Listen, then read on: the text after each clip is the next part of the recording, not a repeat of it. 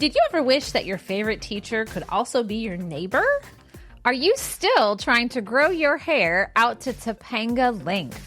If you considered skipping an invitation to attend Yale to marry your high school boyfriend, you might have been inspired by the 1990s sitcom Boy Meets World, and we were too.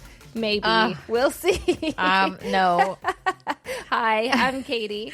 And I am Danny, and you are listening to Generation in Between, a Xennial podcast where we remember, revisit, and sometimes relearn all kinds of things about being 80s kids and 90s teens. And sometimes we even rewatch things that are from both of those decades. And you're here on our next installment of our TGIF series. And we have been discussing some of the iconic shows from the Friday night block of TV on ABC. Mm-hmm. And today is Boy Meets World, which entered the pop culture zeitgeist in 1993, and it ran until May 2000. Listen, my apologies, audience, because I had to just channel my stepdad. God. Hold on. If y'all ever met him, he's always says this. My apologies. My apologies. Really? Just like that. Yeah. That Instead of I'm sorry. Me of that chicken. Looney Tunes. What? You know what I'm talking about? I said. That guy. That's what. Yeah, I saw that chicken saying that. He's a rooster, not a chicken. Chickens are female. Oh, you're right. Look at me knowing about farm animals. If that is the hill you want to die on this evening, what was his name? Oh, it's because he's a cartoon. That's why. What was I gonna call? I don't remember his name. Okay. Anyways, he always says my apologies. So anyway, my apologies, listeners, because whenever we talked about TGIF, our like intro episode, Katie said something about Boys Meets World, and I was like, I was too old for that show. I was absolutely not, because they graduated high school the same year as me. I noticed that. I do not know why I remembered the show being for kids younger than me. I don't know why either. They were your age. It just felt like, I don't know. I just missed it. I don't know. Who knows? But we are recording in the evening. Oh, God help us. Because of a busy week and like mishaps with appliances and whatnot. Adulting is a trick, everybody. It's a trick. Don't do it. Cory, Topanga, don't. I'm just saying, if you ain't in the adult world yet, enjoy that for a little while. Do not rush it, because then you're going to have to get things like new hot water heaters, because bugs called mud daubers. Do you even know what these are? No. Girl, look them up. Okay. They are so annoying. They can infest. We have a tankless hot water heater. They can infest them. That's what happened? Fucked up the sensors. Uh-huh. Well, also we had a gas leak. Yeah. So that's fun. I remember that. I said it's so serious. I remember that gas leak. I remember Anyway, it sucks. Adulting. Stupid, dumb. Mm-hmm. So. Stupid, dumb, X. Big X. And actually, the show we watched for this week I'm done with was people like right up to getting up to adulthood, those final years before. Yeah. For the most part. Well, you kind of already said in the intro, but before we get started with the show background and the cast info that I have, and then we'll talk about the episodes we watched. Okay. Which was a lot. Which ended up being a lot. Yes. But it's fine. It was fine. And I did watch the sequel episode this time. Girl Meets World. Oh, God. Yeah. That was bad. Sabrina Carpenter, though. I about died. We'll get there. Her. I had no idea she was a kid actor. Yeah, she was no kid. idea. Yeah. Didn't know. I know. Hard to believe. She was past my time. Oh, yes. Obviously. And me too.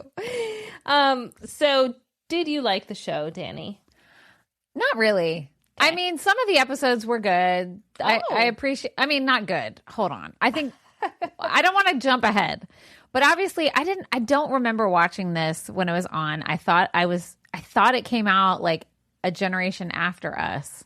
And I feel like younger kids watch. I don't know why. I was probably because I was watching things I wasn't supposed to be watching, but I watched dinosaurs and all that nonsense. So I don't know. That's true. Cause that was around the same time. I guess I just, I don't know. Maybe I watched it and I was like, I don't like this show. I remember it. Like, and I remember, the reruns were into syndication forever on Disney Channel or whatever. Like, I've seen it. Right. But I wasn't, like, a fan. Were you? I get that. Sort of the same. Like, I do remember watching it. I think I mentioned this in our kickoff episode. My high school boyfriend loved Topanga. Well, okay. Let's just clear that up now. A lot of people in our generation love Topanga. I hated how, as the seasons went on, her hair got straighter, though. I know. I didn't like that because I loved it, like, so crazy and curly at the beginning. Well, Eurocentric beauty standards. I know. Or whatever of the time, these trends. But so we would, like, watch it at his house, like, after we did whatever, go to football games or whatever. She said after we did whatever. And I meant, like, go to football games. After, but before, anyway. So, yes. That's funny. So I remember watching it then, but I don't, like, remember watching it much of my own or in reruns. I enjoyed the episodes we watched. I like, not all of them, but I like a lot of the individual characters a lot. You know who is my favorite? Well, I did have a crush on Ryder Strong back in the day. Fair. But you know who I feel like I like the most out of all the characters is Eric. Is the brother. He is fucking hilarious. He was really funny. And they have a podcast, him and Ryder Strong. Will Friedle is his name, right? Will Friedle. And what's Topanga's? Danielle Official. They have a podcast together, and I was listening to it, and he's still hilarious. He's really funny. He's really fun. He's funny in real life. Mm-hmm. But I was like, and then I realized as I was watching, I was like, oh my God, he looks like a kid I went to school with like my whole life, who was a friend of mine. And he was also hilarious and that same kind of like dry humor, like funny. And his name was Josh. I swear. I'll show you a picture. Totally reminded me of him. That's wild. Never put those two things together. Yeah. I enjoyed him too. I thought he was funny. Yeah. I like the mom too. You didn't like her as much? The parents fell flat for me. Really? Mm-hmm. I don't know. I felt they were like better than other parents around that time on sitcoms. I just didn't really like this show. Yeah, that's fair. I get it. We'll get to it. I don't want to jump ahead. Totally I don't want to jump ahead. All right. Well, let's jump into Boy Meets World. Nice transition. Thanks. That's good. That's good. I've had all day to think of it because we're recording at night. And I was late, so 9 a.m. me can't come up with those things off the cuff. The challenge for you tonight, y'all remember back one time when Katie fell asleep when I was talking? Except I'm talking, so she can't fall asleep while she's I can't. talking. You will know definitively if I fall asleep. It will be quiet or loud if I'm snoring. Okay. Did you see? I posted that flashback in my personal social media the other day. Yes. Did you see? OP went, oh wow. He was like, oh God, or something. He was like, dang. It's like I even said, like, for some reason on the flashback, it hit me hard. I was like, what was actually happening? Well, wow, that was right when. Well, that I know what it was. It was right when you were about to be done with that one job, and you just had opened the studio. Mm-hmm. You were literally not sleeping. Literally not. Yeah. Not like now when I don't sleep, but it's like 4 hours. Katie never sleeps, guys. 4 hours. It was like 0 hours at that Well, point. and also your stress level was like... It was.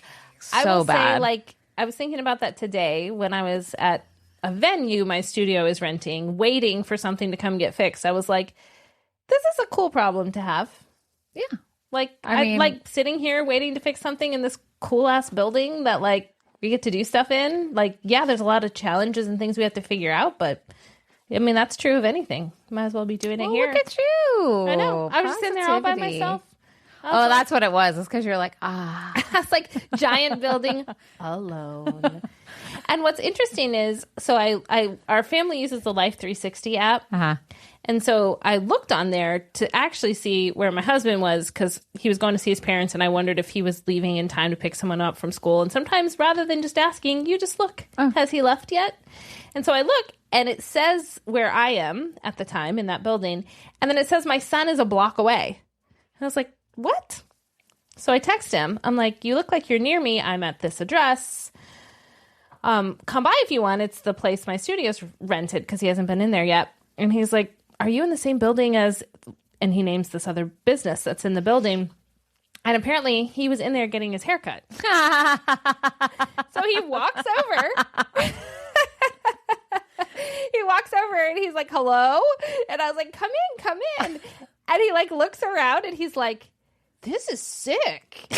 What's going on in here? And I was like, yes, well, he's like, are you guys moving in here? I'm like, no, just temporarily. He like walks down the whole building. He's like opening the bay door. He's like messing with the soundboard. I was like, yeah, he's like, I'm really proud of you. Aww, and it was really sweet because I'm looking nice. around and there's like scraps of costumes and like, I don't know, there's like nothing is put together yet. Of course, yeah. But he was like, this is super cool. Aww. Yeah. And he had just been next door. That's so cute. Yeah. So then we left. I have a funny son story. Oh, I want to hear. Caden was on the Jumbotron at the FSU game last night. Oh, that's so cute. Did you see him on TV? Well, he was on TV. I didn't see it. But he texted Troy and I. Listen, I don't hear from him much. Jumbotron is but he's like, me and my frat brothers were just on the Jumbotron. And it's on TV. I mean, it's Florida State. Yeah, he's like at the basketball game. I was like, what? I said, did y'all get a picture? Of course, I like have to see it. I was like, did you get a picture? He's like, well, all we got was this one. I'll show you later. And Caden's wearing like a basketball. I always say basketball tank top. That's incorrect. It's just a jersey. Okay, it's just a jersey. Yeah. Cooper's like, Mom, it's not a tank top. I'm like, I said, why is he always wearing tank tops? He's in his basketball camisole at the game. You know. Oh my god. Okay, I anyway. gotta see that picture. That sounds awesome. All right, what are we doing? Let's talk. Okay, here we go. Boy Meets World. Let's keep going. We're gonna go. All right.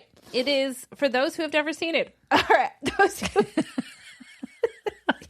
you all know the drill. We haven't actually had wine. We don't have any. Thank God. Yeah, thank God. Oh, we're recording. Yeah, we're still recording. Maybe people will be like, yeah, maybe you should. Maybe you should. Okay. Boy Meets World is an American coming-of-age sitcom created by Michael Jacobs that centers on Cory Matthews, played by Ben Savage, and his friends and family as he progresses from childhood to adulthood. Episodes chronicle the everyday events of Cory's home and school life. His teacher and neighbor, George Feeney, played by William Daniels, delivers life lessons as Cory learns to cope with social and personal issues of adolescence. You put on that like professional voice real quick. I'm auditioning for an audiobook narrator. I know. Right now. You're hired for your own book. So additionally, other characters on the show, his brother, Eric, played by Will Friedle, the younger sister, Morgan, played in younger years by Lily Nixay, and the parents, Amy, played by Betsy Randall, and Alan, played by William Russ, Shawn Hunter, his best friend, played by Ryder Strong, and of course his romantic interest, Topanga Lawrence, played by Danielle Fishel. And there's a few other people in later seasons. Their teacher, Mr. Turner, is played by Anthony Tyler Quinn. Oh, I did like that guy. Yeah, I liked him too. I swore he was on like a bunch of other stuff. I don't know why. But then when I like looked him up for this, he really wasn't. I figured he was too. Yeah, I don't know why. Was he ever on Blossom? I was thinking that, but no. And then I thought he was on ER. I don't know. Maybe we're thinking of someone else. Clearly, because it wasn't him. Also, Matthew Lawrence was on the show. Yeah, I forgot about that. I did too, till he popped in. And Trina McGee Davis, who was Angela. And then Rachel McGuire, who played Maitland Ward. I actually don't even remember. That was like in their later years. Okay. See, I remember bits and things about the girlfriend. it. Uh-huh. Yeah, I remember. In the last episode. Yeah, who wanted to join the Peace Corps. Yeah. Okay, I remember her. All right, so the reason for Boy Meets World is the Walt Disney Company. The reason what are words, you guys? What are they? The Walt Disney Company commissioned the series for its youth-oriented TGIF programming. Not this youth. Not this youth over I did here. not want that. I wanted not Balky that one. and dinosaurs. Well, Jacobs had previously produced Dinosaurs for the block and was asked to create another one for the 12 to 14-year-old audience. So, which was us. Yeah, I guess that was It was right us. 93, 94, yeah. I was 13 in 1993. Yeah. There you go. Ben Savage was under contract with the ABC at the time, and so Jacobs chose to include him as the central character, and it premiered on September 24th, 1993, and as I mentioned earlier, concluded May 2000. And it says, as a result of the aging cast, oh, God bless, and a shift in the network's programming directives, which we know from other TGIF, that's when kind of TGIF started to fall off a little. I mean, kids don't stay young forever. They don't. Aging, it's just funny the way they said it. They're 22. But, I mean, yes, they were no longer living at home. Nobody their age is watching the show anymore. I mean, after the graduation, the one we watched, there were still 2 more seasons. I mean, That's pretty crazy. I mean, Dawson's Creek is like that, too. Yeah. They had 2 seasons after. Yeah, that's true. That's true. So they made it happen. It did have strong ratings for the teenage demographic, not this teen. And then it was later syndicated on the Disney Channel. And several cast members were nominated for Young Artist Awards. And then Savage and Fischel reprised their roles as series regulars in the spinoff Girl Meets World. That one made no sense. And you know it aired from 2014 to 2017? Okay, I hope the writing got better. Because that's 3 seasons or 4 seasons, depending when it started. It made no sense, that episode we watched. And we'll talk about it when we get there. I had to quit paying attention. I'm like, this doesn't make any sense. I don't get it. Yeah, we only watched the one. Thankfully. I mean... Did you even finish it? Yeah. Okay. I mean, I was not paying fully attention. Yeah. But I was like, this doesn't make any sense. And this is terrible. Also. Yes. Okay. Yes. So the show inspired lifelong friendships between some, yes, of the cast members. Danielle Fishel, Will Friedle, and Ryder Strong do co-host Pod Meets World. They have over 570 episodes. But I noticed, like, when we went to find the ones we listened to, or the one we listened to, that they come out several times a week. Yeah, and they've been doing it for a while. They have. And there's variations of it. So I think it kind of started as a rewatch, but then, like, the one we listened to wasn't a rewatch, so they have other people on the show. And then it sounds like Danielle Fishel has, like, a spin-off of it called Teen Beat, where she talks about different stuff. So, anyway, that's a lot of episodes. One day. Okay, so I have, like, a few random facts. I don't know. I tried to put them with the cast members if they made sense. But here's a few that didn't go anywhere that made sense. That's how my brain works. Fun fact. Okay, so the show had something called a death chair. Sort of.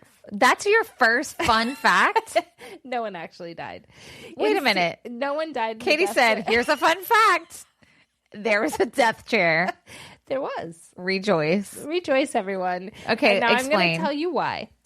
In season 1, producers tried adding various friends to Cory and Shawn's duo, but it seemed like any actor who sat in a specific cafeteria chair would never come back. That kid with the bowl cut in the first episode. And he had lines and everything. He was in like 2 scenes. Never came back, the kid with the bowl cut, Rip. Because he was in the death chair. His name was Rip. I was like, why was his name Rip? No. So the cast started calling it the death chair. Oh. Imagine it being your first time being on. And what if you're like, fuck no, I'm in that seat. I'll stand. I'll just go over here. And I have a little more about this with Topanga, but Danielle Fishel was originally just supposed to be a guest star. I heard about this today. I listened to that episode our friend told us to watch. I mean, listen to. It was really good. Did you listen to it? Most of it. I ran out of time. It was long. Yeah. But yeah, it was good. She was supposed to be just Fish Girl or something. Yeah. And then she ended up obviously being so popular that they kept her as a series regular till the end of the series. Well, you know, she wasn't Topanga. Topanga. She wasn't Topanga at first, but the girl who was not working out. Yeah. So they like tried to coach her through that, and they were like, let's try. So it was her and another little girl that were just like playing like other little friends, and they had them both read on set. Okay. Also, we'll get there, but it was interesting to hear about Michael Jacobs. He was kind of an asshole, guys. Yeah, he was. So we'll get there. And then that iconic jacket that Ryder Strong wore, Shawn's leather jacket, he wore it like... That's an iconic jacket? Well, he wore it basically the whole series. I did not ever realize that. Not every single scene. Was it supposed to be like the Fonz or something? Must have been. But he kept it. He still has it. Aw. I know. That's so fun. I love it. All right. Let's talk about the cast. And we'll have some little tidbits as we go. Yay. I hope... Katie's like, fun fact, death chair. Let's see. Who knows what's around I the don't corner? know. Let's see. If that's my first fun fact, who knows? Well, we have to start with Ben Savage. I know. We just have to. Who played Cory Matthews. Xennial, born September 13th, 1980 in Chicago. And many of us know Wow, he's like almost my exact age. He is my exact age. Yeah. We're just a little bit older than you. He's just 2 months older than me. Yeah. Yeah, because your birthday's in November. Yeah. I was like, wait. I know. Math. Yes. Yeah, 2 months away. That's so crazy because I always thought he was so much younger than me. Girl, how old did you think you were when you were a child? There is no telling. And now I like think I'm way younger, or I was aging myself a whole year, so that sucks. But so you were trying to be older. Girl, I don't be on. Because you know what? I had a crush on his older brother. Well, yeah. See? Fred. And so maybe that's why I thought he was younger. And he was little for a while. He was. He was tiny. Weren't you? Yeah, no. I'm saying maybe that's why I thought he was younger. Do you know what I mean? Yeah. Not like I'm some monstrous tall person, but like... You're like, he was little. I'm not judging him. I mean, that's me. Oh, he's small. I say that a lot. I'm so sorry. Listen, I am short, but I have tall energy. Don't you agree? Oh, definitely. My eyes just got huge when I answered that question. I don't know if that's a compliment the way she said it. She was like, oh. No, you know what? Like you have those mugs that you shared the other day online that are yes. like main character energy, back row bitch. I got both. One. Got both. You need tall person energy. I know. That's a different one. That can go with either of the other I mugs, need that. Though. You know, a lot of short people are that way. I was talking to somebody else who's short the other day, and she's like, I always felt like that. I'm like, but maybe that's because we have to be. It's like my little dog Annie. Yeah. She wants you to think she's a Doberman, and she will let you know. Yeah. So there you go. You're like my dog. Thanks. I found a way to tie it into dogs. Okay, so I'm Ben old. Savage. Here we go, Ben. And yes, his older brother Fred Savage is well known for The Wonder Years and several other things. So Ben Savage made his film debut when he was 9 in his older brother's movie Little Monsters. I was about to say, I knew that. Yes. We got to watch that. And he was also in the feature film Big Girls Don't Cry, They Get Even. Oh, yeah. 1992, he was the brainy little brother. And then he was it just says, as a 10-year-old in Clifford. I think it's Clifford, the movie. The dog? Yeah. In 1994. The big red dog? The big red dog. It was just wait, did they do a live action Clifford? How'd they do that? They must not have. I wonder if he was the voice. Did they do a CGI situation? In 94? I mean, you do the research. It's a dog. I should know. Okay, moving on. Whatever. I'll figure it out. It doesn't matter. He also was a stage actor. He performed in The Laughter Epidemic at the Pasadena Playhouse and then guest starred on The Wonder Years in the season 3 episode, The St. Valentine's Day Massacre. He was a Cupid-esque character named Curtis. Oh my God, that's so cute. That's adorable. That's so adorable. And then his first significant speaking role on television was the recurring role of Matthew, who was the son of Judd Hirsch's character on the comedy series Dear John in 1988. I remember that show. Mm-hmm. And then he was one of a family of orphans who conned Robert Mitchum into being their guardian in A Family for Joe. I don't remember that. That was an NBC show in 1990. I don't remember that one either. And then he's most known for Cory Matthews, Boy Meets World. And then when Boy Meets World ended, he actually stopped acting for a while and went to Stanford, where he got a degree in political science and became a member of the Sigma Chi fraternity. Yes, he did. And he interned for Arlen Specter. I don't know what that is. It's a senator. Have you never heard of Senator Specter? Obviously not. I guess not. He's a California senator and he's a Republican. Well, there you go. He's not from California. He's from Pennsylvania. He's from Pennsylvania. We are on. You don't know who it is? He's from California. Pennsylvania is what I meant to say. We are operating on all 4 cylinders today. So he's kind of done a few things here and there. He's done TV guest spots. Wait, he was an intern for a Republican senator, but I thought he was very like. She's nodding her head. They can't hear you. Shaking her head. No. I believe he's known for being Republican. Oh, really? Yeah. Maybe. What about his brother? Same. They are? Mm-hmm. Who am I thinking of then? I don't know. Okay. Well, I guess I'm thinking of the wrong person. That's wild. Mm-hmm. I mean, why? I don't know. It just is to me. I don't know why either. But I mean, yes, it is. And, he was on a few other TV shows and guest spots until he and Fischel signed for the sequel series Girl Meets World, which, as we mentioned, went from 2014 to 2017. But he hasn't really done much else. And isn't as well liked by his castmates. Yeah. Is that one of the reasons? I probably. Okay. Because they're pretty outspoken, it seems, on their podcast. Outspoken. Yeah. So Anthony, our friend, who has listened to a lot of that podcast, did say they kind of just skirted around the issue of Ben for a while. And now they really don't. Now they don't say anything. Now they're more like... Oh, now they are saying. A little more like, well because that guy. We're living in a time where there's some new shit every day. Trying to be above it for a while. But now you just, after 570 episodes or whatever, after a while, it's just you can't really keep that up anymore if you're not really friends and you don't really like that person. Well, and also if you are very, very in opposition of important things. Right. You can't stay silent no more, guys. No. Neutrality is siding with the oppressor. Yes. Damn. That. So good for them for being opening up and being honest about that. Good for them. All right. So then let's talk about Ryder Strong, who you had a crush on. I did. I had a crush on lots of people. I feel like every episode, I had a crush on Balky. Well, I had a crush on that. I still can't get over you having a crush on Balky. It makes so much sense. I don't. Does it? Katie. Yes. How can you not? I like Balky, but I don't know that he's an attractive person. What? I need the outrage. Am I wrong?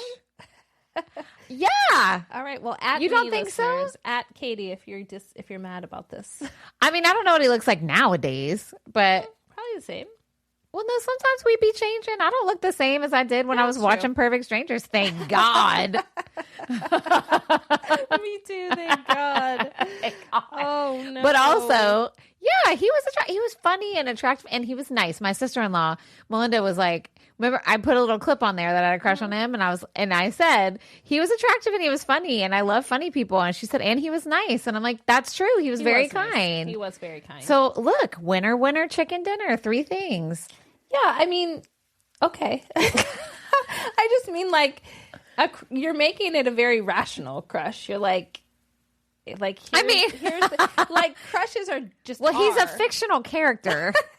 That's true. We talked about learn the actual actor. Yeah, I'm not. I didn't say I had a crush on Bronson Pinchot. I said I had a crush on Balky. And maybe that's what I'm thinking of. That the actor. He is problematic. Well, also just, I didn't have a crush on him in general. Katie has a hard time separating reality from fiction. I do. It's horrible. That's why you don't like cartoons. Why? Because it's all fiction. Even the characters. That's true. Because it are not real people playing. It's a real person walking around. That might be why. That's why I didn't like dinosaurs. But to be fair, there were people inside. Yeah, but they're not the ones engaging you and doing the storytelling. Well, they are with their body. That's true. Didn't like dinosaurs. I know. You don't have to like happening. it. Okay. So Ryder Strong, who Danny had a crush on. I did. Also a Xennial. You did not? I don't remember having a crush on him. That means no. You would remember. I can see the appeal. I think he was supposed to be the heartthrob of the show. See, I think maybe it was Eric who was supposed to be the heartthrob. I did think Eric was cute. I mean, he was. Yeah. I had a thing too. It's weird. I had crushes. Were you a Dylan or a Brandon person from 90210? Dylan. Yeah. Well. Yeah. And I was Pacey. You were Dawson. Mm-hmm. I always liked the sidekick best friend. That's fair. A little bit edge. That actually makes sense. And they're usually funny. And then I married completely opposite of that. So. You did. In real life. Yeah, you did. But that's what happens because you have your fiction fantasy world and then you have your real life reality. Absolutely. Nobody's going to marry a Dylan. I mean, someone would. Well, true. Well, not us. Okay. Ryder Strong, also a Xennial, December 11th, 1979. So he was a year older. He's older. Yeah. He is an actor, producer, director, and screenwriter. In addition to Boy Meets World, he was on Girl Meets World also. He wasn't in the episode we watched, though. That would have made it better. He also headlined the cult classic Cabin Fever. Yes. In 2002. I forgot he was in that. Okay, we got to rewatch that. And then he also co-directed an independent film called Irish Twins with his brother Shiloh. Okay, they have fun names. They do. Ryder and Shiloh. That's cool. Those are fun names. He also provided voices in Kim Possible and the Kim Possible movie. Kim Possible. And in Star versus the Forces of Evil, which apparently was on from 2015 to 2019. What? I don't even know what that is. Help. He was Tom It's your research. Danny, don't help. Other people help. Just I don't know. I don't know what that is. What is it called again? Star versus the Forces of Evil. All right, I don't know that. Sounds like, I mean, it's a voice, so it's animated. Oh, I missed the part that it was a voice. It's a voice, yeah. So he was voices for the Kim Possible and then that show. Oh. Yeah. All right. And Breaking then news. He was in 2015, so this feels kind of late in the game. He was honored with the Young Artist Former Child Star. I'm not done. Lifetime Achievement Award. Who does that award? I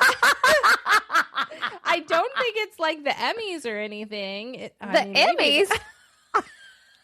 Yeah. That's a good question. I don't know. And he's one of the hosts of Pod Meets World. Okay, let me say that again. Young Artist, Former Child Star, Lifetime Achievement Award. Ooh, that's a lot of words. How'd they fit that on a trophy? Is it the Young Artist like organization maybe that gives it out? I don't know. Why do you keep asking questions when you're the one who literally found this information? Why did I not? I guess I just assumed it was like a real award. And then when I read it out What loud. do you mean? Of course it's a real award. I mean, I hope so. Poor guy. Oh, gosh. We just don't know who gave the award. I was just curious. We don't know. Because, I mean, if we're just going to start making up awards, I'm going to name myself something. Me too. I'm happy to. Podcaster of the Year in Brevard County Award. Podcaster of the Year who used to be 25. Lifetime Achievement Award in Brevard County. That records in Satellite Beach. Hot South. No, don't we? Is that where we are? Yeah, we're in Satellite Beach. I almost said our address, but I probably shouldn't do that. I probably shouldn't tell you where we are, listeners. Okay. Topanga Lawrence Danielle Fishel.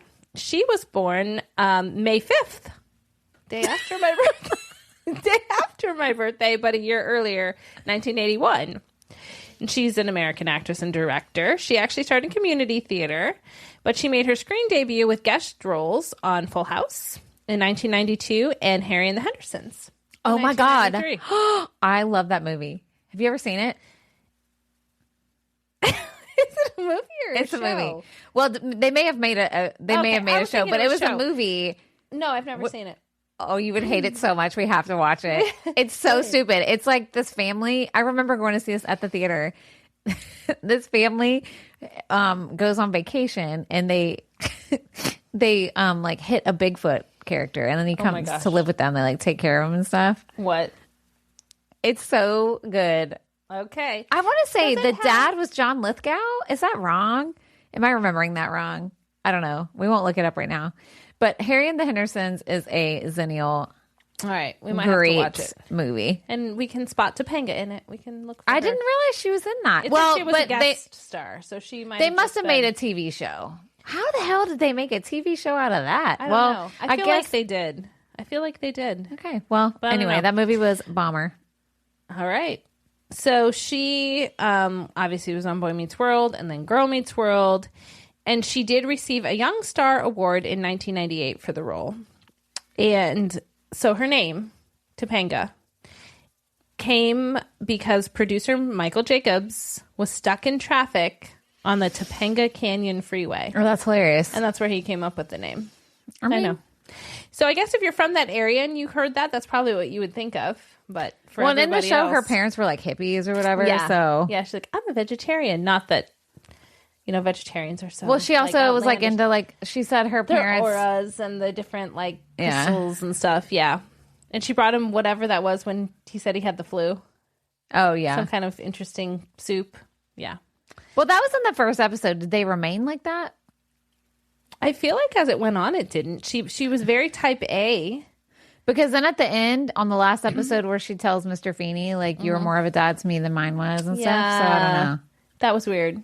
I feel like, obviously, we didn't watch the whole series, so we missed something. So after Boy Meets World, she was in a bunch of films. She was in the 2000 comedy Long Shot. And then she acted in National Lampoon Presents Dorm Days. Oh, yeah, they have tons of those. Tons of them. And she was in The Chosen One. These are later, 2007. And The Boiling Pot. Never heard of it. 2015. I'm like, is that what it's called? You're like, I don't know, Katie. All right.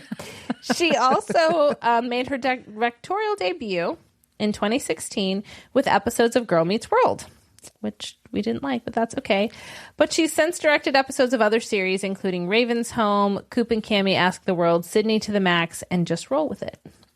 Don't know what any of that means. Me either. I think Raven's Home is the Raven Simone show. No, that was That's So Raven. But I think it's like the sequel to that. Oh. I think. And then she was also a host, this is fun, of the Style Network show The Dish from 2008 to 2011. For those of y'all who aren't watching us on YouTube, Katie had to throw in a little neck there. Style Network. What is that? What is that for? Like, what does The Dish do? I thought it was like just. I thought it was like almost like a Fashion the Police on E, kind of like Talk soup? celebrity chat and have guests on and stuff like that. And then she's a resident reporter on Pop Sugar and on their spin-off YouTube channel, Pop Sugar Girls Guide. Okay. And then just last year, she was a contestant on Dancing with the Stars. That's right. She came in 8th. Aw. I know. But that's not bad. Was she good? I thought she was pretty good. I don't watch that show. I don't watch it either, but I just remember her like dances popping in my feed. I want to go on that show. Yeah, you'd be good on that show. I need to. I mean, I'm not a star, so I mean, that's my day the is done. only issue. That's the only problem. That's the only reason why I'm not on Dancing with the Stars, guys. Yes. Other than that, on it. Yes, I think you'd be great. Maybe you'll become a star from this podcast. And I'll be like 75. Look, I follow this lady, Kim Hale. Oh, on yeah, I love Instagram. her. She's so great. She's not 80, but she's like... No, she's in her 50s. In her late 50s, I think. She's amazing. I know. Wow. Well, I can't dance like that, girl. She's like a professional dancer. But even some of the stuff she posted, even from like during the pandemic, 2020, 2021, she was still like rusty and getting back into it. She's inspired. Let me tell you what, though. Cooper was watching Titanic yesterday. Okay. He started watching it this weekend, then it was, it's like so long. Mm-hmm. This makes sense. Hold on. Just wait. Waiting. And he was watching, it was like almost over when I got home from my tap class last night. And I was sitting there remembering how much I love that movie. Mm-hmm. And it was so good. But also, I remember thinking the old lady that's in it, mm-hmm. I'm like, you can still be an actor and be in some amazing movie that is iconic mm-hmm. when you are whatever age she was. Now, they aged her a lot, but she was older. She was older. I saw something about her recently that she was an actress in the 20s. Yeah.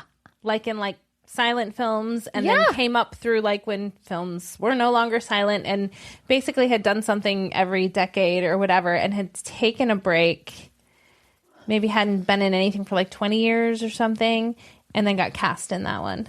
Never too late, guys. And didn't she win awards for that? I feel like she was nominated for like a Golden Globe or an Oscar for supporting actress or something like that, or featured actress.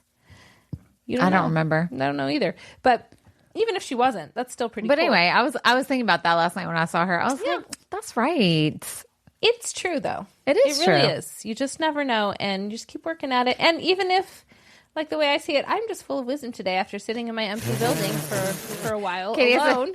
I'm refreshed, everyone. I am refreshed. My perspectives are positive this evening. But I always feel like, especially as like a young actor, it's after, and even as a young writer, it was always like chasing the thing. Yeah. Like wanting to be famous, wanting to be award winning or best selling or whatever. And now I'm kind of like, yeah, sure. Like never say never, but also I just enjoy those things. Right. Well, your perspective on why you do it changes. It does. Especially when you go through a time where you don't get to do it. Yes. Right. Which we both have experienced. Yep. Mm-hmm. For lots of different things. Mm-hmm. So once you can do it and you know that it's fleeting, that anything could happen at any time where you couldn't do it again. You know what? Our friend Victoria said something that I loved so much, and I think about it all the time. So when we did Christmas Carol the second time, her and I had both been in the show before. You were with us the first time we were in it. But Katie be too busy to be in it the second time, and that's fine. So she was like, I'm not going to be able to do this in 2 more years because her daughter will be a senior. Which is why one of the reasons why Katie couldn't do it again this time. And so she said our last show, after we were done with bows, she said, I just kept telling myself, feel your feet on stage right now. Remember your feet standing here right now. I love that. And I thought that was so profound of something to tell yourself in the moment to remember, like, whatever remember how this feels, remember your feet on the stage and whatever else. And I was like, dang, I think about it all the time. I love that. I know, right? That's so awesome. So good. Yeah. I mean, that's so true of like anything. Like I had a moment like that. I love that exact tangible thing. Yeah. It's really cool. Our family just went out to dinner with my in-laws, and then my son wasn't sure if he could come, but long story short, we were all there. Plus my in-laws, plus my mother-in-law's brothers visiting. That's why we all went out to dinner. So there were 11 of us. What? Yeah, and we went to hibachi. Wow. Yeah, which was fun. But usually, like, I kind of sit by my youngest because she likes it, but she's a little nervous with the fire. It's just a lot sensory-wise. So I was going to position myself between kids, but my kids all just sat together. Aw. And my littlest was on the end, so I sat by her. But then... And then, like, my husband, and anyway, there were just a couple times. My kids were just, like, all 5 of them having in so a little much line. fun together. And it kind of, like, curved, so they, like, my son Cute. could, like, see everybody. And at one point, my one daughter, she was cracking everyone up. Erin, she was just on stand-up comedian fire last night. She caught a shrimp in her mouth when the guy threw it. I've never seen somebody do that. She did it. There's a point of contention because we have video, but Tegan zoomed in so much that it's like I can't post that anywhere.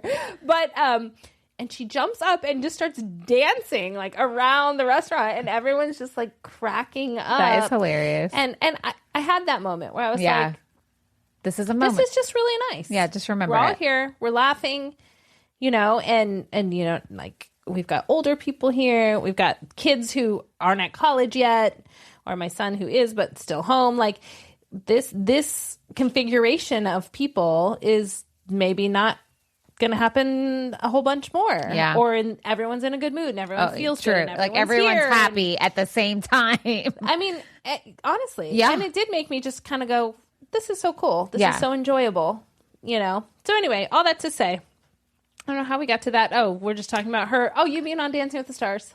Yes. That's how this all started. Wow. This episode's everywhere. Everywhere and nowhere at the same time. Well, yeah. Well, no, it's a lot of places. It's a lot of places. So now we're going to take it. I was just talking about the 20s. Well, let's talk about William Daniels, who played look at that transition. A little bit rocky there. A little rough. And we were talking about the 20s like 5 minutes ago like, now. What? Mr. George Feeney. Yes. And he was born in 1927. He's still alive. He is still He alive. did a little cameo on Dancing with the Stars. I saw that clip on... Is he still alive, though? But I thought I saw she brought him out, and he was, like, sitting in the thing. Yeah, I think he is still alive. Yeah. Remember, do you know what I'm talking about? He's almost 100 years old. Gosh, that's crazy. Wow, this man. So before... he was on Boy Meets World. I was it before he was on Dancing with the Stars last year. Let me try that again. Before he was on Boy Meets World, he was Mark Craig on the drama series St. Elsewhere, and he actually won 2 Emmy Awards for that role. Nice. And then he was the voice of Kit, the car. Yeah. I forgot about that. Yeah. And then he was on Boy Meets World. He actually earned 4 People's Choice Award nominations for that role. He's a good actor. And then he reprised the Knight Rider role in the sequel TV movie, Knight Rider 2000, and he was on Girl Meets World. And then he was Carter Nash in Captain Nice. Katie, your face is killing me today. Everything she says, she's like confused. Like it's like every actor she said, she's like, he was on, and her brow furrows, and it's like, you literally just typed this. I did with my little fingers. She's like, he was on what? He got an award from where? He was a senator's helper.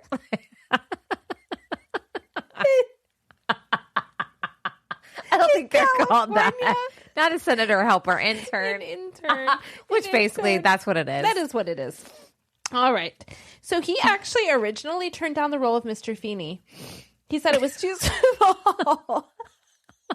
What? That's true. And I knew that one. I said that one confidently. She did. She did. I was like, I know this one to be true. It's true. Like I know. But they looped back to him, and a couple things I read said that they just kind of like offered him.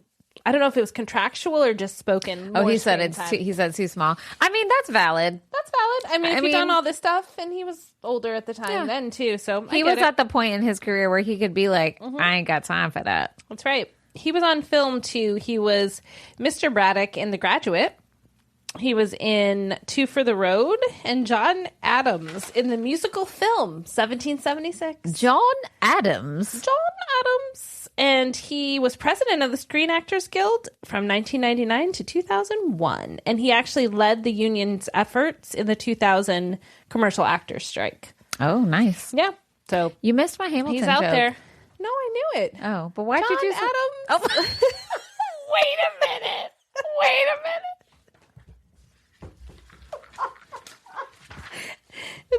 Sit down, you fat. That one? What? That's what he says. No, I'm talking about when King George says it. Oh. John Adams. Oh, okay. I thought you were talking about the part where Hamilton is talking about him. John Adams, sit down, you fat. Nope. That's in Hamilton. Oh, too. yeah. No. But you're talking about John Adams. I was being King George. That's fine. know him. There. Okay. There we go. What is he there? I know him. This can't be. I don't know. That little guy Don't who ask talked me to words. me. John Definitely Adams. got a couple. Good luck. Yeah. Good luck. Da da da da da. All right, let's go. Oh, I started dancing. Sorry. Okay. Da, da, da. All right. That's really it on him. Will right. Friedle, Eric, the brother, 76.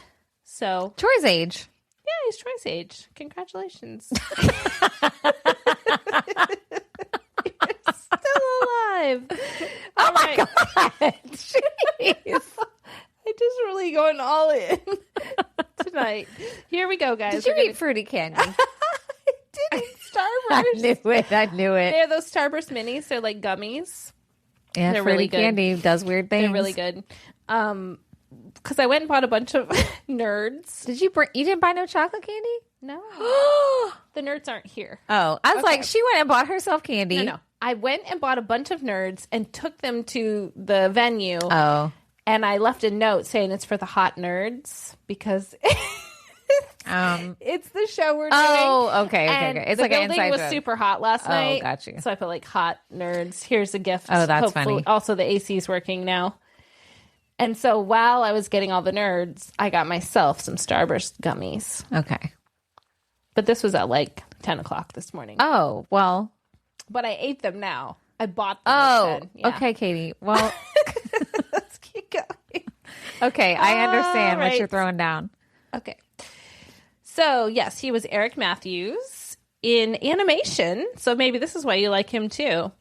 His first voice acting role was Terry McGinnis and Batman in Batman Beyond in 1999. Oh, fun. He also was a voice in Kim Possible. He was Ron Stoppable. Oh, Ron Stoppable. Yeah. Let's go. From 2002 to 2007. Doyle Blackwell. I'm asking it as a question again. The Secret Saturdays. I don't know what that is. And then he was Blue Beetle in Batman, The Brave and the Bold. Never heard of it. Lion-O in the reboot of the Thundercats. Is this... They did a reboot of Thundercats? That's what it says oh in my 2011. God. Let's Bumblebee and Transformers. Well, I'm Did you watch excited those? about that. I love Transformers. You do? Yeah. That's shocking. I do. I like Are Transformers. you a lot. Shia LaBeouf fan? Oh, yeah. Oh, really? Yeah. I like Okay. Shia LaBeouf. All right. And he was Star-Lord in Guardians of the Galaxy. Well, he was not. The cartoon. The voice. Yeah. In a cartoon. I was like, he is not Star-Lord. That is what's his face. Yeah. Who Chris is it? Pratt. Oh, yeah, Chris Pratt. No, the voice from 2015 to 2019. All right. And then Kashavesh, the Legend of Vox Machina. Never heard of that one. I don't. Anyway, he's done a lot of voice acting. Okay. But that's kind of it for him. I'm glad you listed his whole entire voice acting resume just to get I that don't know why one I did across. that. But I got to tell everyone I like Transformers. So that was That good. is, I mean, that was good. That's a good little Katie nugget that All we right, did not, then, now we that know. we not see coming. The mystery thickens. I know. Of why I like anything ever. That or is hate valid. Things. I know. Okay. Lily Nixay was Morgan, the younger sister. She's known for that role. And then she was in the season 3 finale of Girl Meets World. She was raised in Los Angeles. Makes sense. She received her Screen Actors Guild card when she was 4. Yep. But she ended up, after being on TV, and once she was of age, she graduated from the University of St. Andrews in Scotland. Wow. With a Master's of Arts degree in Latin and Ancient Greek. Damn. Little Go, girl. smarty. Did you hear on the podcast episode that we listened to where they talked to David, whatever his face is? He was the director on like a couple seasons. Mm-hmm. Do you know which one I'm talking about? Yeah. And he said, did you hear the story he told about her? So I guess she didn't like being, like, she didn't like acting. Or didn't like being on the show, which now that we heard that about a little bit about Michael Jacobs, and how he's an asshole and not really great with kids.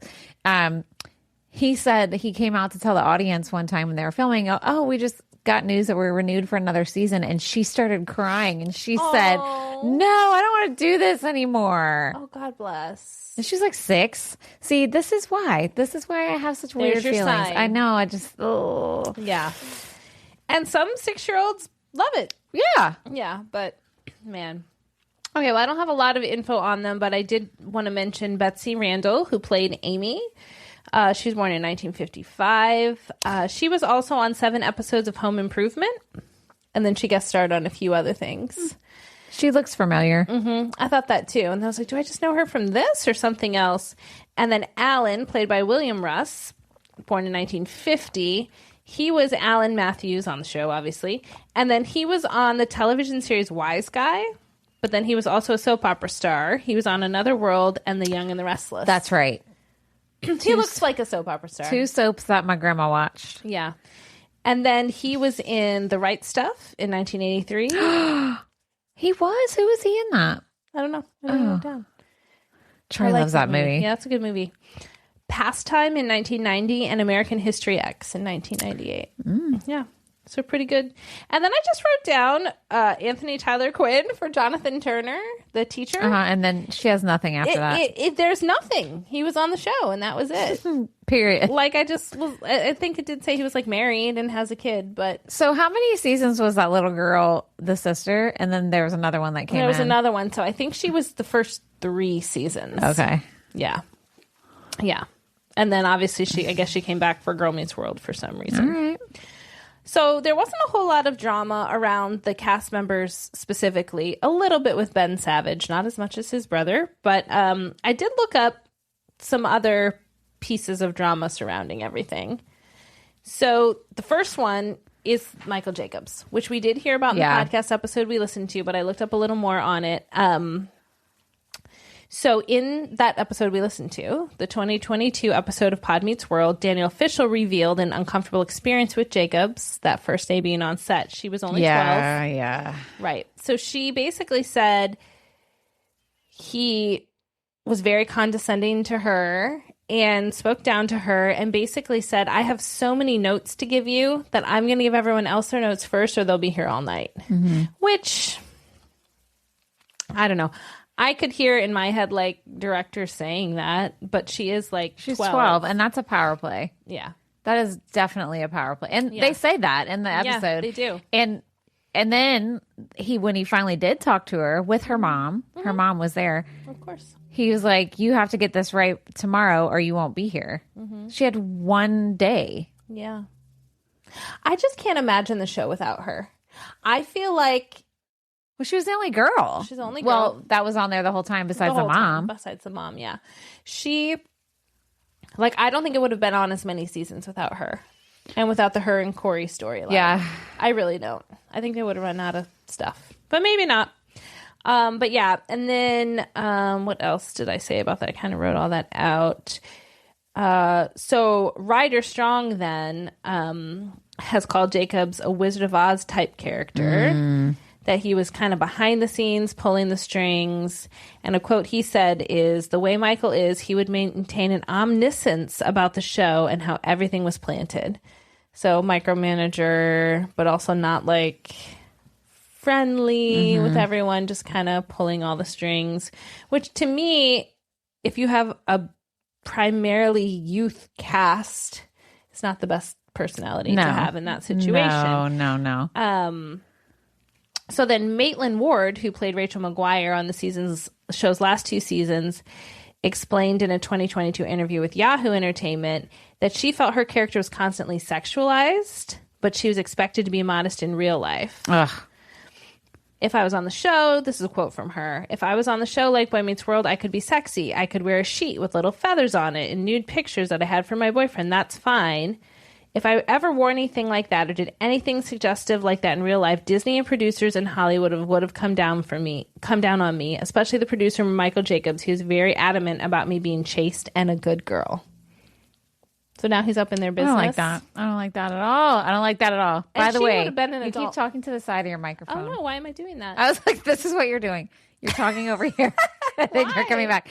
I'm interrupted because I was noticing. Did it disappear a little? It did. Oh no. Okay. So I was letting you finish. Okay. But you were talking. I'm going to straighten out. So you were talking over here. I've never seen you do that before. Hello? She was literally on the side of her microphone. I don't know what's going on. I'm establishing new patterns. I can't wait for you to watch it back. No, I don't want to. Don't make me. Hold on. You're doing it right now. Oh my God, I am. Okay. I need to. Why? What is happening? You guys, we have microphone problems because, well, number one, we're us. Also, number two, I am a loud talker, and mine is I'm always too close to my microphone. Katie is the opposite. Yes. So she's not a quiet talker. She's just a calm talker. Okay. Yeah. No, I mean, no, that's it's serious. a good way to say for it. Serious. And so hers has to be closer and mine has to be farther away. Yes. But for some reason, we always mix it up. And I get closer, and I go to the complete side. Exact opposite of what we need to be doing. I agree. It drives her husband crazy when he has to help us. It does. He's like, y'all fucking know this. Well, he doesn't say this. This is me paraphrasing. He might say that. He probably says in his head. Yeah. He's like, oh my God, why do they not? Danny, shut up. Katie, talk up, and y'all sit right. Yeah. That's it. Basically, 1, 2, and 3. That's it. That's all you have to know. And yet, my little thing is still going in the yellow, and I am trying to be away from it. There you go. Okay. Good. All right. Trina McGee, who played Angela, has said that there was racist behavior toward her. Oh, no. So some of this kind of comes back around, but she says that she was in the last 2 seasons of the show. She was an essential part of their friend group. She said she was not treated very warmly behind the scenes, that she was called Aunt Jemima on set during hair and makeup, and she was called a bitter bitch when she quietly waited for her scene to finish rehearsing. Absolutely. And then she was told by someone, it was nice of you to join us, like she was a stranger after she'd been on like 60 episodes. That's what she said. Well, I believe her. Black women. Oh, I believe her too. That is messed up. So in a 2020 Instagram post, she said that it was Friedel who made the Aunt Jemima comment. Really? That's what she said. But then apparently he saw that or something and they spoke, and he apologized. And I don't even know if he remembered saying it or anything, but he did apologize to her and was like, I was an idiot if that's the case, and I'm so sorry. And he was like, apologized for it. So then she came on the record to say, I don't think that Will at the time really understood the depth of that because he's not a black woman, and that they've reconciled and they're fine. Well, she was on an episode of their podcast. Mm-hmm. So that would have been maybe later then. Yeah. Yeah. So, yeah. I mean, I guess there's not bad blood between them. Well, I mean, enough to be cordial on their podcast. Right. Because even on the episode we listened to, the one with Busy Phillips, they were saying, because Busy Phillips wasn't in the finale of Dawson's Creek. Yeah. And she said it hurt her feelings. Yeah. And she said when she saw Kevin Williamson recently at the where they read the gala, thing, he apologized to her, right? Mm-hmm. He said, I'm really sorry. I just didn't know. And they said Trina felt like that because she was not in the finale. Yeah, she wasn't. Right. Yeah. Yeah. Ugh. I mean, it's probably hard to come into a show that far along, I know. Too. Same with Busy. Although I think in both cases, they, at least on screen, they assimilated to their cast just fine, and they were really part of the show from an audience's perspective. Right. But to always kind of feel like, but I'm not an original, or I'm not like one of the whatever, I'm sure that weighs on you anyway. Mm-hmm. And then, oh yeah.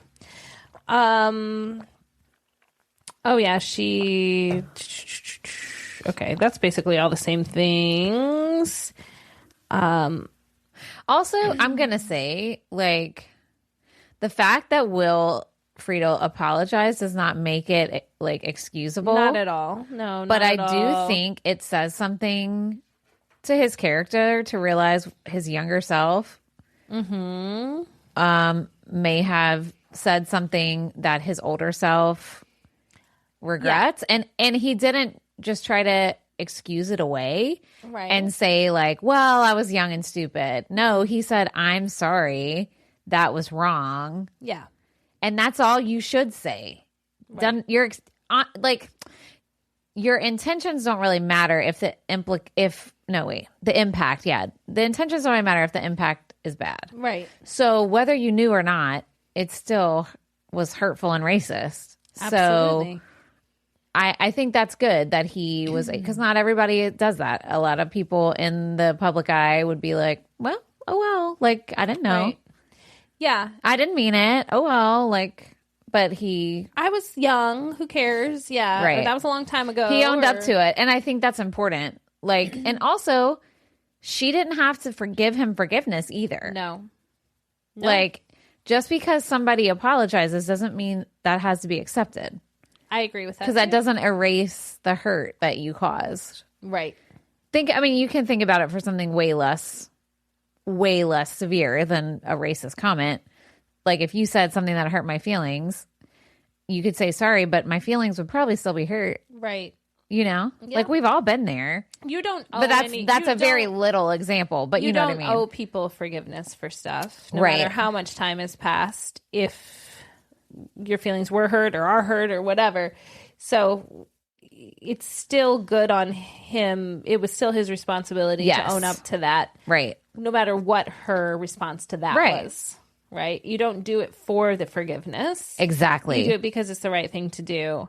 But it does sound like, at least publicly facing, they discussed it. And if she really thought all those years that they really didn't want her on that finale, I'm sure she had some resentment. And so basically on that episode, they were saying that Trina was told the rest of the cast didn't want her on that finale, which never happens. Mm-hmm. I liked how they were joking about it. They're like, yeah, can you imagine like us back then? Yeah, they're like we had together. Well, they said like we had any power, right? Yeah, or like the like. But how would she know that? Like somebody made her feel that way, right? On purpose. On purpose. Yeah, it's shitty. It sucks. Yeah. I don't like that. So then a little bit more on the Ben Savage stuff. Savage has been absent from kind of the friend groups back in the public eye. Fischel, Strong, and Friedel haven't talked to him in at least 3 years. Oh, yeah. After Fischel's son was born in 2019, that's really when she stopped talking to him. to Variety, Danielle Fishel said, "We were just so close, especially during that time. He was checking in with me regularly, and then he ghosted us." So Friedel has tried to contact Savage the most. At one point, he called him daily for nearly a month and never got an answer. And Friedel said, "I've known him since he was 11, and we have a shared history, and we were doing these conventions together, and we were getting to know each other as adults, and then he just sort of disappeared." I don't know what that's... I wonder if he's upset that they're doing the podcast. I don't know. I think there's probably a lot there. There's probably a lot of things. Yep. But I guess Danielle Fishel has gone on the record saying hopefully they can all still like be friends again and reconcile. So I don't know.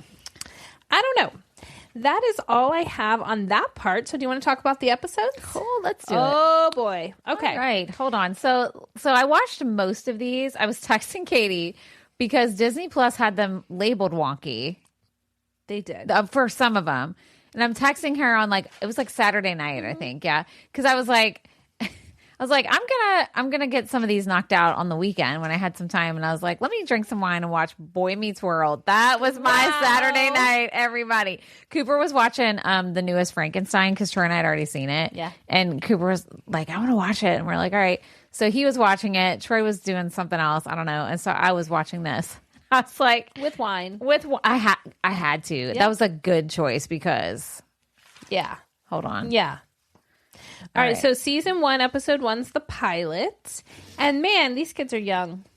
I wrote he looks like a baby. He does. And his little voice too. I know. Oh my God. They were little. I will say that I felt like, especially in that opening scene by the vending machine with him and Mr. Feeney, that the banter was fast. I will say that, and they even said it on Pod Meets World, he's a good actor. Oh, yeah. Ben Savage. Oh, yeah. Because they were saying his comic timing is good. You can't teach that to kids. You can develop it. You can practice it. But some kids just have it. I can think of 5 that I know that can do it. And he has he that. can. And that's the thing. You felt like, and I'm sure it's a little bit of William Daniels, Mr. Feeney, knowing how to interact with fellow actors too, but you felt like Ben Savage and him were very much equals in those scenes. They were on it. I wonder too if it helped that his older brother was an actor. Probably. So he absorbed. I'm sure.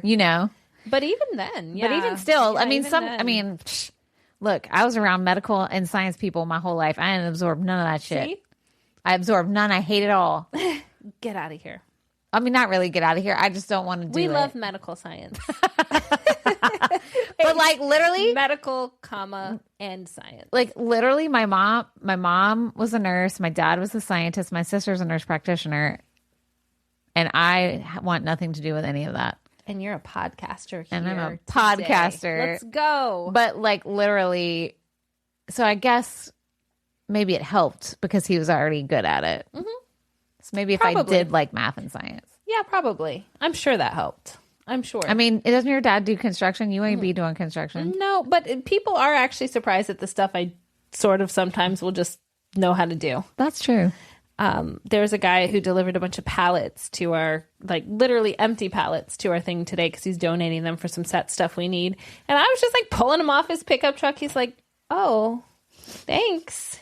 And I was in these sandals that I'm wearing. You're like, bitch, he was in work boots. He was like, "I can get him." I was like, oh, sure. He's like, "Don't get a splinter." I'm like, "I know, you just You're hold like, it I know how to hold the wood." Do you know what I grew up with? Do you know? Yes, exactly. I know how to hold this. I know how to do it. I liked when Cory was listening to the baseball game on his little Walkman. Oh, I know. That's so funny. That was so cute. So funny. And then someone says something about the emotional depth of Full House. What was that? They make a Full House joke. Oh, I didn't even know. But I can't remember who said it. I just wrote there was a pretty deep monologue from Mr. Feeney already. Because I remember him having those every episode. Mm-hmm. I was like, dang, that was fast. And then the Nintendo gun, he was playing Duck Hunt or whatever. Mm-hmm. Actually, I think he was playing, the name is escaping me. There was this game I used to play at the skating rink with a Nintendo gun where you're this is going to sound awful, but you're shooting like bad guys. Like it's like a mafia game. Do you know what I'm talking about? No. I'll just say Hogan's Heroes, and that is wrong. That is not what it's called. I don't know either. I'll report back. My husband But do you would think know. that's what he was playing? I think so. I don't think it was Not Duck Hunt. Duck Hunt. Okay. No. Yeah, that was really fun. And then right away we are like feeling bad for Mr. Feeney. I know. He lives alone because he sees him clearing a plate. And Katie's like, that looks amazing. It's like he's eating dinner by salad, no less. Well, he was supposed to have a date. Well, it turns out it was his sister. Did you watch the Oh, very yeah. end? Well, right. Right. But we're supposed to think that and then he's on a date date. stood him up. Right. But Yeah. it was his sister. Right. It was I know. his sister. But anyway. So right away we feel bad for him. I said I like the parents on this show. I thought it was well casted. They're fine. Maybe it's because he's a soap opera star and I just thought he was cute. The dad. And get out of here mad at me for Balky. That's dad. You don't think he's cute? No, not. You know, I got a dad complex. I said crush on dad. This dad you don't think is cute? No, he didn't do it for me. Wow. I know. Soap opera star dad, not for you. I mean, Uncle Jesse was. He was cute. No, he's an uncle, not a dad. Maybe that's it. But I don't know. Dawson's dad had me every time. Yeah, Mitch. Come on, Mitch. Let's go, Mitch. I poor wrote, Mitch. how do they have this big old house, but then there's only 3 bedrooms? What do you mean? Because their house was big. Oh, like from the outside shot, you mean? Well, no, Yeah. even the inside. It's Even like the very inside. big. Yeah. It's pretty And then spread they out. only have, like, the boys are sharing a bedroom, and then I'm assuming the daughter has one, and then the parents. Like, there would probably be another bedroom. That house is huge. You would think so, yeah. The house is big. At least in this episode, we didn't see the upstairs at all. But Yes, yeah, we you did. because he shares with his brother. That's what I'm Yeah. saying. Huh. That's very Full House too. I know. It is. Very. That's all I wrote That's for that all I wrote whole for that thing. one. All right. All right. So season 1, episode 21. Yeah, this is the one that we threw in because it was labeled weird and I didn't wrong, remember what yeah. happened. It was about puberty, and I was like, Lord, because I'm living that right now with my kid. Yes. Oh, Lord. Puberty movie, but the boys and girls were watching it together. Yeah. They don't watch it together now, at least. They didn't even when I was, even neither. and then, but it makes for better TV. It makes for way better TV. Well, I actually wrote this episode was a good example of how kids develop at different times because Shawn becomes interested in girls and Cory wants to go play baseball. And then was this the one where the brother took the date? Yeah. Yeah. And it's like, it's such a good example of how it's so different. It's different. Middle Yeah. school is so crazy. And it doesn't matter if you're the same age or No. same gender, whatever. No. Like It it's hits you different. so different. Yeah. And it is torturous. It's awful. It's I would so never- bad. I tell never my wanna kids go that all the back. time and they're like, thanks. And I'm like, I'm just telling you, like, it's not just awful for you. Because every kid, Right. every middle schooler You thinks want them to know it's normal. just them. They are the weirdest, funkiest, weirdest kid and everything sucks. Every middle schooler thinks that. Yeah. Everyone. And it's Even the popular kids. yeah, everyone has the self-doubt. I mean, maybe I shouldn't have liked it, but I liked how the boys were trying to get info on the girls from the magazines. That's hilarious. I thought that was so funny. So funny. And what's Minkus? Is that his Minkus. name? The one character. And they're like, what do they girls find most interesting or whatever? Or what do they find attractive in men or boys? And Cory's character says, when they give them loose change or something like that.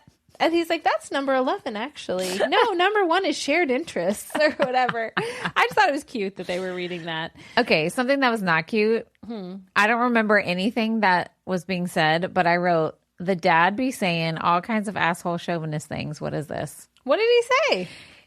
It was when he was at, I should have wrote down some examples, but again, there was wine in my hand and I can only do so many things. But yeah. He was sitting there with the mom at the table and like Cory comes down, they're talking about, he was Oh, like, I know what you're talking about. saying something about like, well, let me tell you something about women and blah, blah, blah. And, Yeah. and then he was just being like, I just did not like it. He's like, run away while you can. Yes. Yeah. And then he's like, and I always thought when I got married, I'll get married, then I'll be the head of the household. And his wife's like, oh, I'm sorry your dream didn't come I don't true know. or whatever. It was not, very, I did not like it. If essentially they were showing that the mom thought it was cute that maybe he had a date, but the dad was like, oh, stay away from women. Yeah. Like As they long ruin as your you life. can. And I was like, huh. Okay. And yes, chauvinistic, but also just like not completely in character for who his character is either. It didn't really make sense. Yeah. I guess they don't know. changed him up. Maybe they did. I did think the basketball scene was funny with the socks and the hamper when he's trying to teach her. That was really funny. She walked over. I'm like, oh, that's what I would do. I'd be like, she just walks over, boop, slam dunk. Also, did they keep her whole like kind of weird and hippie vibe the whole show? I don't feel like they did. I think they just let that go because away. it was like really over the top in this episode. Yeah, I feel like maybe they didn't. I don't know. They let that go. All the diehard fans out there are like, oh my God, why do y'all have an episode about this? You know nothing. I mean, we didn't watch them all. And no, thank God. I did love her outfits and hair though. Cute. I loved. Okay, that's all I have on that one. Same. All right, season 2, episode 7. Wake up, little Cory. Yeah. I said they all grew a lot in one season. Oh Good my Lord. Gosh. That's Isn't that one true, season. Though? Yeah. They looked so much more grown up and sounded so much more grown up. It was wild. Way bigger. Wild. So they're making this video for class, which I don't know if this is just me watching sitcoms where this was always a plot line in every sitcom of someone making a video for a class, or if this was like something that actually happened. Because I was like, oh, that's such a like 90s. We never did that. We never did either. So it's just on TV. I think so. Because who had video cameras? Right. Like nowadays, you have a phone, you got a video Go camera. for it. Yeah. But you had to like have a video camera. And most schools, public schools, did not have money for a bunch of AV equipment. They probably had one video camera that they were not letting kids use unless you were in a class with a teacher. And then Cory and Topanga are like editing and cutting up and how the do video. kids always get left in schools? Like always. And overnight. And yeah. And they do the old trick where she calls and says she's eating dinner at Cory's. And also, are the parents not like freaking out before Mr. Feeney finds them in the morning? Well, no, because the mom went to bed. The dad was supposed to stay awake and he fell asleep. Okay, that's what it was. So they're gone all night. I mean, that does happen. Also, I wrote the young hip teacher vibe. They always got to throw that in there. I said cute teacher, Mr. Turner. Now, I did say when Topanga calls the boys out at some point. I don't remember if it's before or after, like they talk about her, but she like totally called them out, and I was like, okay, I like that. I like that too. And I like when she confronted Cory about it. She was like, you were my friend, and I don't like you anymore. I don't like that's probably what it was. Maybe that's what it was. And it wasn't like tears and crying and whatever. It was just like right to the point. Yeah. Like, this is what's wrong with this situation. Yeah.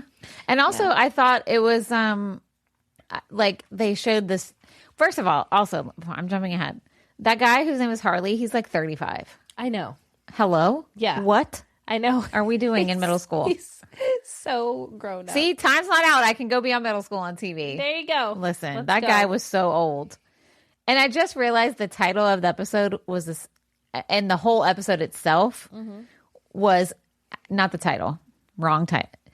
The whole theme of the episode was Sex, Lies, and Videotape. Yeah. Do you remember that movie? Yes. Okay.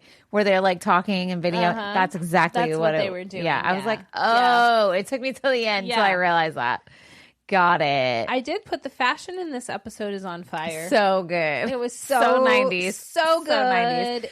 I did write like the straight boys and the rumors. That's valid. That is valid. such a thing. And the double standard. I lived this in my high school life.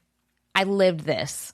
And it's so fucking stupid and unfair that, well, I think I talked about this on a Dawson's episode or something. Did, yeah. And I'm not going to go back down because I'll get myself all riled up. You'll get all worked up, guys. But the whole point of the matter of them being like, yeah, for him, and then calling her names, and it's like hurting her reputation, but it raised his up. Why does that make sense? It doesn't. It makes zero sense. That's a complete double standard and ridiculous. It's very ridiculous. Yeah, and I did feel like, especially at that time when this episode would have come out, those things were relevant and real. I mean, it still is. It still is, yeah. It still is. Because patriarchy, everybody. Because patriarchy. Ugh. Yes. So, the janitor with the little pager. Yes. Did you write that? Yeah, that was really good. That was really good. Anyway. Okay, that's all I have for that one. Yeah, same. All right, season 4, episode 21. I was surprised you picked this one. Well, it was on like every list of like fan favorites that I found because I would like read through the different titles and then I would look up like which ones people and everyone always said really yeah cult fiction. Just what it sounds like. Shawn gets kind of pulled into a cult, and then everyone else has to save him from it. But I did say good job showing the type of people that get pulled into cults. Exactly. They did a good job on that. People who are vulnerable, people who feel like they don't have a support system, or that you're going to offer them some magic way to change their life. I would say not even cults. That's a lot of just groups. Well, and even commercialism. Oh, yeah. Like, buy this thing and you'll feel better, you'll look better, or whatever. Like, so it's, I thought they did a good job on that. I did think, like, the cult leader himself, I mean, I don't know. I thought that was a little, like, I know, maybe not nuanced enough. Yeah. And how they just kept saying his name over and over. I know. don't know. But I guess they were trying to. I mean, it's a set it up that sitcom, it was but I get creepy. it. Yeah. Yeah. I did write, before we get too in the weeds with the cult, I said the intro of the show this season is the one I remember. Yeah. That's the one I was like, okay, I remember this. And also, I said, it's crazy how much they grow in between seasons, because I said, did some seasons count as more than one school year? Because they started in 6th grade, and by season 4, they're juniors. You're right, because by season 5, they're graduating. Right. I guess it must have, or were they in 8th grade? No, they were in 6th grade. Deep Thoughts brought to you by Cabernet. I love it. I don't know. I don't know the answer either. I was like, wait a minute. Right? Yeah. Because usually a season is like a full school year. That's usually how they do it. I mean, that's how they did it in Dawson's. So, like, they were in 6th grade in season 1. Yeah. So I'm confused. What happened? I don't know. What happened? Anyway. I did like the part where Cory's talking to Shawn, and he's like, this isn't your belief system, and this isn't, and Shawn's like, well, what's your belief system? A mom, a dad, a roof? Like, I said, like, that was valid. Yeah. That, like, people who don't have the same struggles as you, Right. telling you, I mean, Cory was right, but basically being like, just be like this, because I'm like this. Right. And especially young people, but adults do that too. Oh, absolutely. Big time. So anyway, I thought that was good. And then I like the part, well, I didn't like that Mr. Turner then ends up in the hospital from an accident. And Shawn is talking to God, and he says he's not done yelling at me yet. Talking about Mr. Turner. I thought that was really sweet. Yeah, I put I applauded the dad, how he was very protective for Shawn. Yeah. And then Mr. Feeney too. Like, they stepped in and they were like, oh, no, you're not, bitch, man. Yeah. We'll remove you ourselves. Yeah. I was like, okay, see, that's what he needed. But I agreed with you. I put lots of organized religious groups, not just cults, guys, religions, period, pray on vulnerable and troubled people, just like you said. Absolutely. I mean, it's just, anyway. But then I wrote the hospital room scene is not good. Like, I did not think it was good. When he's in there with him? Yeah, I said, like, squeezes his hand. He said, this is a hug. And it was like, not even like a good hug. Yeah. Do you remember Cory? I was like, oh, somebody should have helped them out with this acting. It was not good. It was not good. I mean, it's not their fault because they needed some help there, guys. They're kids. But, yeah, I will say the part where he was yelling at God, I think we've all been there in life. Now, he got a good ending, but I was thinking, okay, well, what if it wouldn't have ended well for him? Like, what if the teacher would have died or something? Would Shawn have gone back to the cult? Right. I don't know. That's a good question. I know. That's a good question. Again, Deep Thoughts by Cabernet. Deep Thoughts by Cabernet. See, there's a reason fans talk about this one a lot. I mean, I didn't. A lot of ankles on this one. Thought I didn't. I don't know.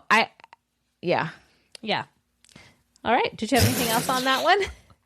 That's all I got. That's all you got. All right. So now we're in season 5 and they're 37. No, I'm just kidding. Season 5, episode 17. No.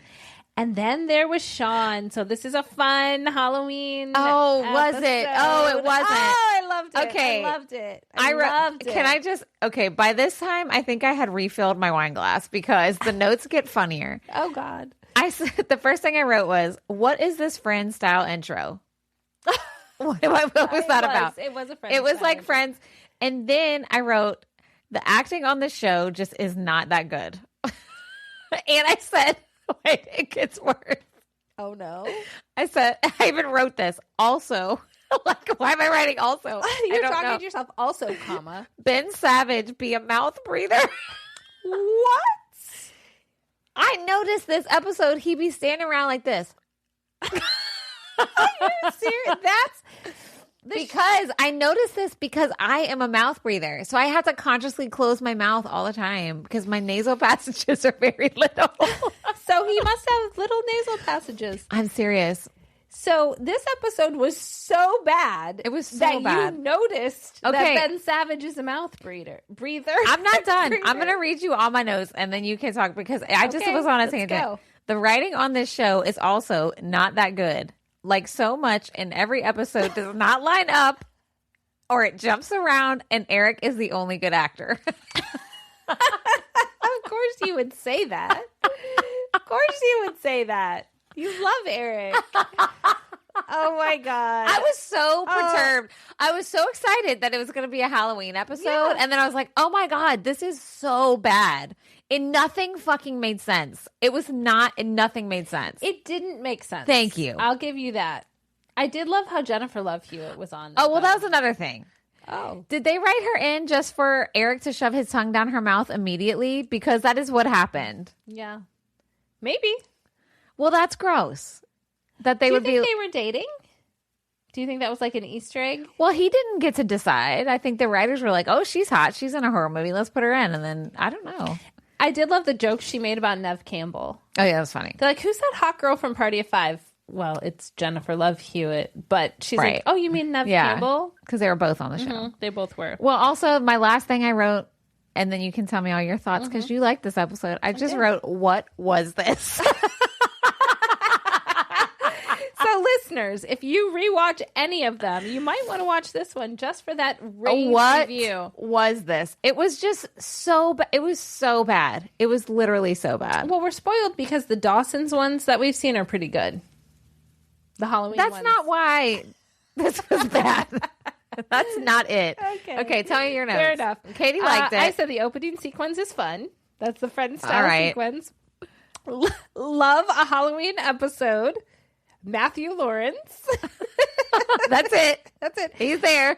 Oh, they said something because also there was like this plot point of Cory and Topanga being broken up, which was weird. Yeah, which they were for a while, Which I they guess. were, but I felt like this was a non-linear episode. Yeah, to because nothing bring fucking in, made up. Made Like sense. it wasn't part of like the overarching. No, plot but of it the was show. because that was the whole point. Was he had a bad dream Yeah, that he was the villain or Yeah. he was the one. yeah, I was like, okay, that was girl, crazy. the whole thing. But one of the other characters says that Topanga doesn't belong to Cory anymore. Uh-huh. And I was like, "Urgh, Yeah, I know. yuck. I did think it was funny when they killed the one character and they killed he Kenny. says, well, at least we remember he was this tall. Oh. I laughed out loud because the pencil mark. I don't know why. It was so stupid. And then they kept making they killed Kenny They joke. killed Kenny. And it was like, Because of okay. South Park. And then they said it the same way for they killed Feeney. I know. You didn't like it. I did say Angela is a scream queen. Yeah, she can She's a scream good good. screamer. Yeah. And then, yeah, just the Jennifer Love Hewitt thing. I bet you're a good screamer, huh? Yeah. I'm I not. won't do it now. Didn't you do Screamland? You didn't have to scream? No. Zamira was the screamer. Yes. Okay. Yes. No, I was could I could got see to that. be creepy and funny. Okay. So, well, done. Done. But no, Done. I could do a good evil laugh. Ooh. Well, because I pretty much cackle anyways. You cackle. I was listening to somebody on a podcast the other day, and who was it? Oh, shit. And they were like, why do I tilt my head back and cackle every time I laugh? And I'm like, oh my God, am I related to this person? You're like, why do I? Because it drives me nuts when I'm trying to go and get our pod clips to find one of me not doing that. It's impossible. It's okay for you to be doing No, it is. But like every time I laugh, I don't need to have my head back like a Muppet. So here we go again. My little dog Annie. I know. When she barks, she can't just bark. She has to go, See? and then catch her breath and then do it again. Well, that's how I like laugh. you when you laugh. Great. I love it. Who knew? So good. Who knew? It's so good. All right, so now we're Moving on graduation. Graduation, season 5, episode 24. I said I did like the funny joke they had at the beginning of the episode where Minkus comes back and they're like, "Oh, you were on the other side of the school," and they meant the audience, and they were like, "Yeah, we never go on that side of the school," and they're like, "Yeah, that's where Mr. Turner is too." And I was like, "Okay, that's funny." I thought that was really funny. That was a good joke, writers. That was a good Maybe job. they had new writers by then. That was a good job. And then the other thing where Matthew Lawrence's character, who I forget, he's Shawn's brother. He's Shawn's brother. I can't. Jack, maybe. I think Girl, it's that's Jack. Dawson's Creek, or is it Jack? Yeah, Jack. Oh, it is Jack. Hunter. Look at that. Where they're like trying to like have like a heart to heart, and they start wrestling, and they're like, "Why do we always end up wrestling?" And they're like, "I don't know. I think it's how we communicate." Listen, that is brothers. Yes, That's my kids. and they just keep. It goes on, And we're always on. like, "Can y'all stop? Like, what are you even doing?" Like, I swear, sometimes they could just be like, and it doesn't matter. Caden is 19 and they still do this. They'd just be sitting there watching TV or something. And all of a sudden I'll be looking over and they're like wrestling. And I'm, what are y'all even doing? And they're like, "Get off it." And I'm like, what happened? Like, yeah, you were just sitting nicely. Now you're wrestling. And then somebody always ends up crying or somebody always ends up being called a jerk. Yeah. And I'm like, yeah, always. Yeah, I thought that, I like that. Do your part girls too. do that? I mean, they don't wrestle, but they get in each other's space. There's always someone being antagonistic. So it's not the wrestling. It's just words.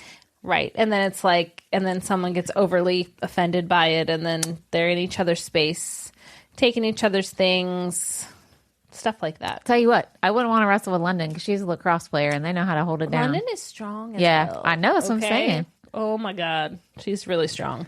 That's what I'm saying. And now she works at a restaurant, and so she's like doing more lifting and stuff like there. Get it, London. Get out of the way. Move Get over. I did say I was really realizing how much these kids really literally grew up on this show. Literally. In this episode. The whole show was their like most awkward time of your life. Honestly. I know.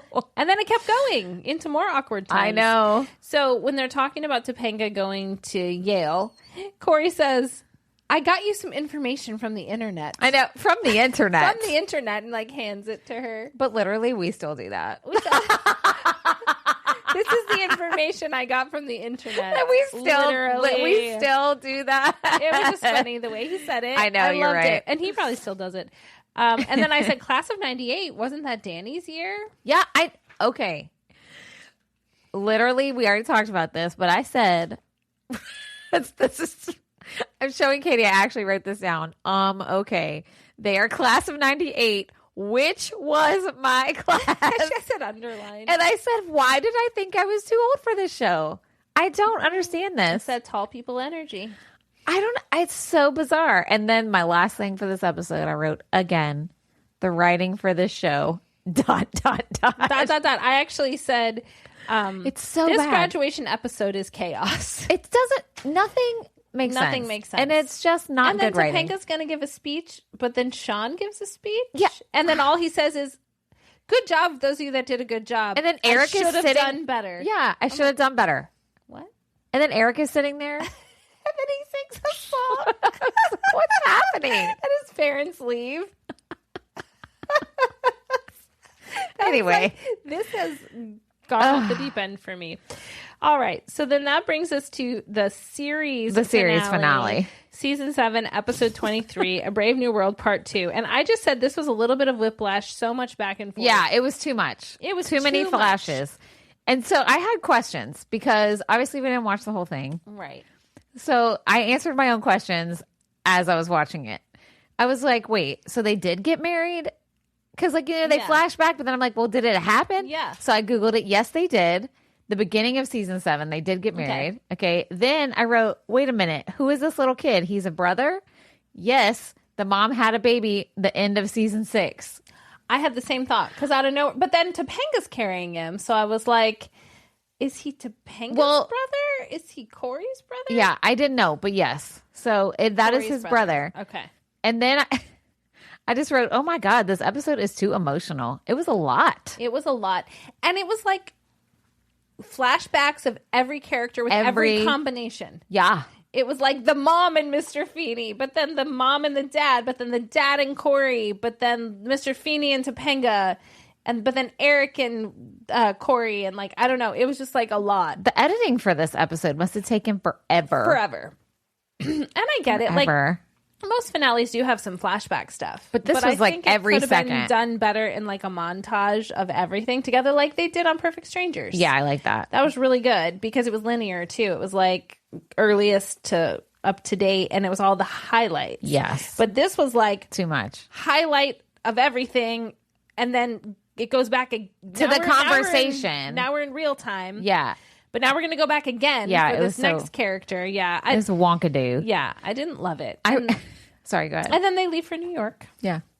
Which is where Girl Meets World, they're still in New York. Got it. That was interesting to go from like that to that. I was like, oh, okay. They're still there. So they stayed there. I wrote, it is so different than the dinosaurs finale. Much less bleak. Emotional. I preferred the dinosaurs one. I know you did. All right, so then we watch. You have anything else on that one? No. Then we watched the first episode of the spinoff, Girl Meets World, and Lord, I thought that show had bad writing. Mm-hmm. This one I watched stone cold, no wine, sober on a morning. It was yesterday morning, I think. And I wrote, what is happening? And then I went, is that Sabrina Carpenter? Okay, what? I had no idea she was a kid actress.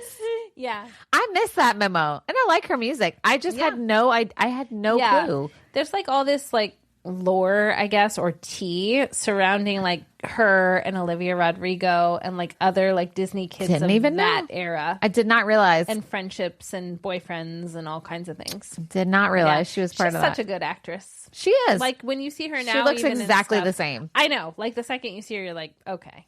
Well, obviously that's the first thing I wrote down. I wrote it down too. I was like, huh? And then I said, is this the same writers? Because sheesh, it is bad. And I thought it was weird. Okay, so the dad then, Cory, is like a teacher where his daughter goes to school. He's like the Mr. Feeney in the show, maybe. Right. But it's his daughter. But then Topanga supposedly has a job, but the whole show you just see her in the apartment. Yeah, I don't know. She's always at the apartment. Never anywhere else until like they go to the subway. And then they're like, we trust you to get on the subway. But wasn't she on the subway at the beginning? I know. I'm like, what? That first 5 minutes, I was like, I don't understand what's happening. Right. What is?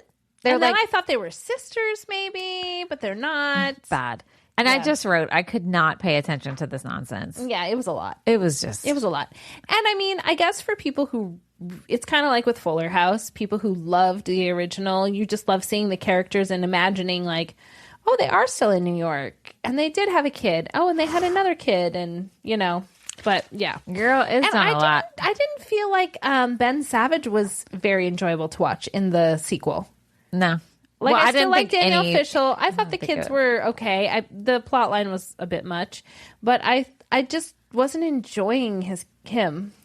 I didn't enjoy none of it. None of that. None of that. You guys, we've made it through TGIF. There's more shows, but we've made it through the part that we are going to cover at this point. Yeah. So when we get back together... Hello? Are you okay? I just saw it out of the corner of my eye. What happened? I went to tuck my hair by my ear and I hit the mic. It's just surprised. She just like, I couldn't tell what happened. I was like, is she having spasms? It's a podcast. You're fine. It's a podcast. Don't worry about it.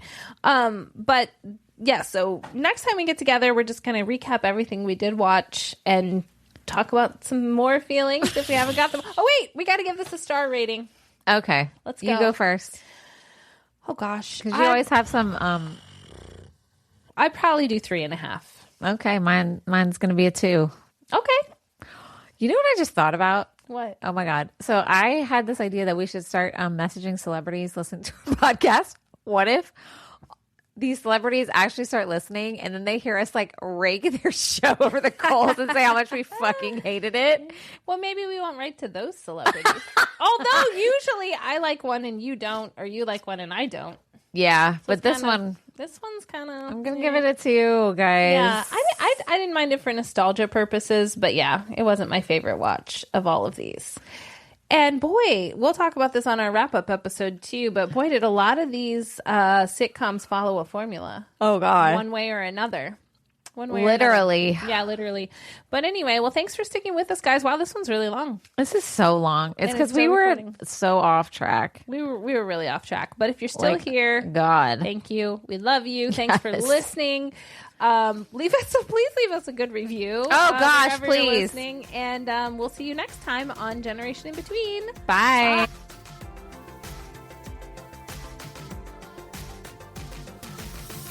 Hit it.